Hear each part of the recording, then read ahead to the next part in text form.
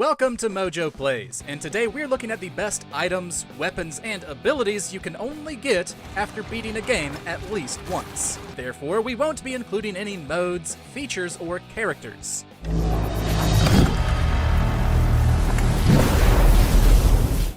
Before we begin, we publish new content all week long, so be sure to subscribe and ring the bell to get notified about our latest videos. The Armor of Zeus, God of War. There are a lot of armor sets to track down in Kratos' Norse adventures, some of which are naturally harder to get than others. The Armor of Zeus can only be obtained on a New Game Plus playthrough, and each piece takes defeating 3 of the toughest Valkyries in the game. The belt is earned from Hildur, the gauntlets come from Gondel, and the helmet is earned from their queen, Sigrun. That's a whole lot of fighting for this reward, but it's definitely a tantalizing prospect. Each piece gives Kratos a major damage boost, but also increases the damage he takes for a greater challenge. The armor also comes at level 8, and each piece can hold 3 enchantments. Morpho Knight Sword, Kirby and the Forgotten Land. If you want this post-game ability, better be prepared to fight for it. After completing the main story of Kirby and the Forgotten Land, you unlock the Isolated Isles. Consisting of remixed sections of previous levels, you have to collect 250 of the 300 pieces of the soul belonging to Leon, leader of the Beast Pack from the base game. This unlocks a fight against the secret final boss, Morpho Knight, which is naturally a pretty big challenge depending on the power-up you use.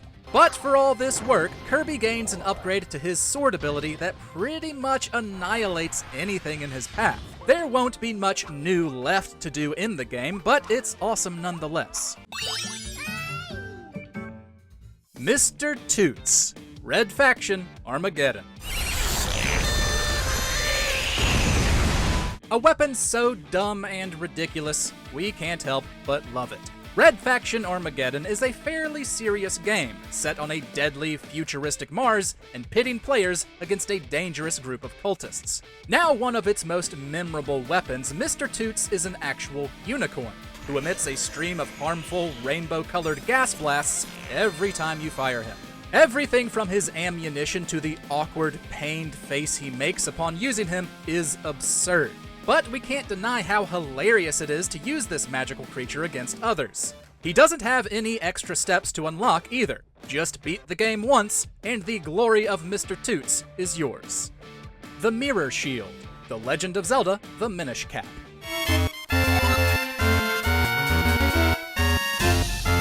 The Mirror Shield is a pretty handy item in most Zelda games. Usually earned in a dungeon, it can reflect light to solve puzzles, or certain enemy projectiles depending on the game. However, in the Minish Cap, Link can't earn it until after he's already beaten Vati, the final boss. That's not the only thing though. Players unlock it at the end of a pretty lengthy side quest that involves fusing kinstones at several hidden spots in Hyrule, which eventually results in Big Goron appearing in Vale Falls. He turns Link's regular shield into the mirror one, which reflects any projectiles back as a beam. So, it's pretty neat, even if you won't have much use for it.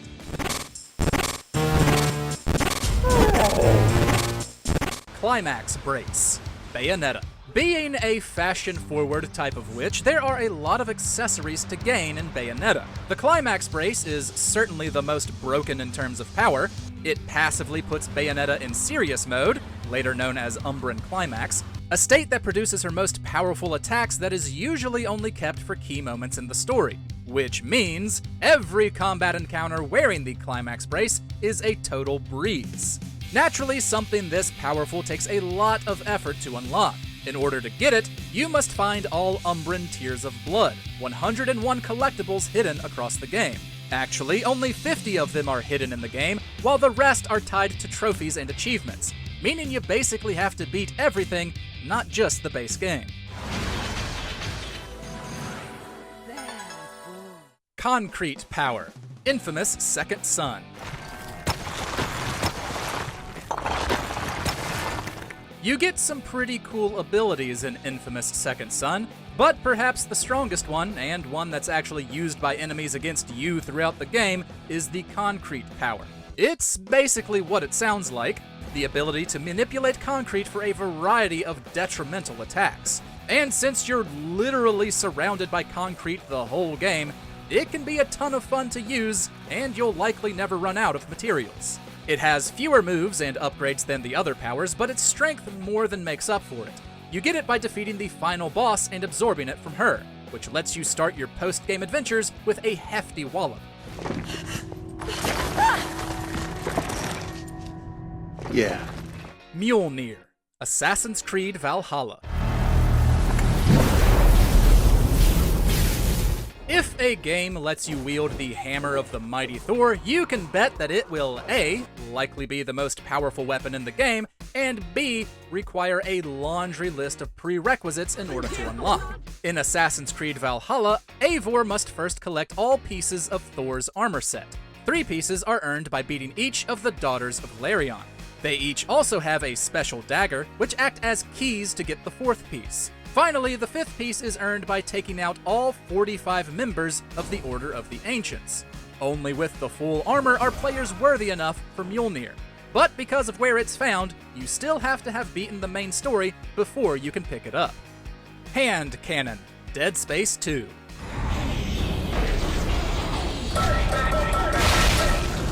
The hand cannon of Dead Space 2 is such a good weapon, it actually takes beating the game twice before you can claim it. After you complete the story on any difficulty, you'll unlock Hardcore mode.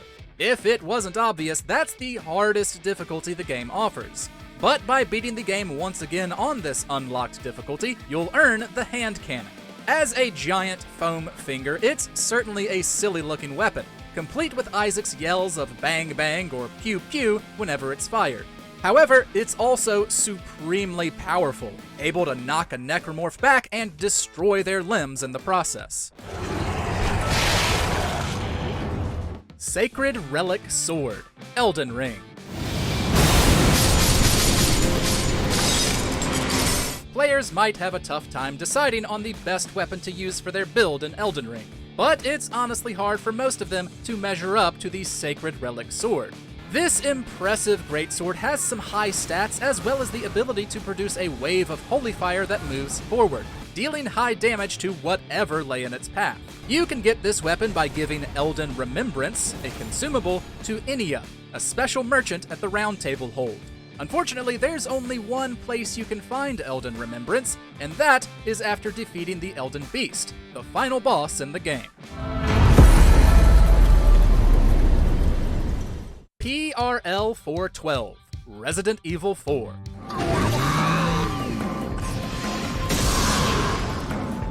Resident Evil is a great series for post-game unlocks of powerful weapons.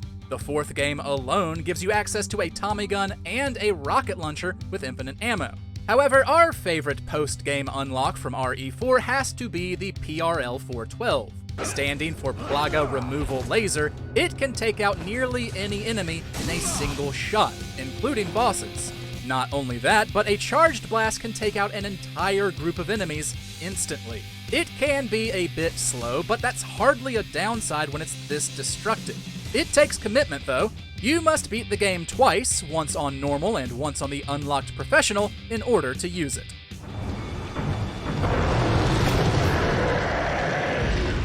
What's the best weapon or ability you unlocked after beating a game?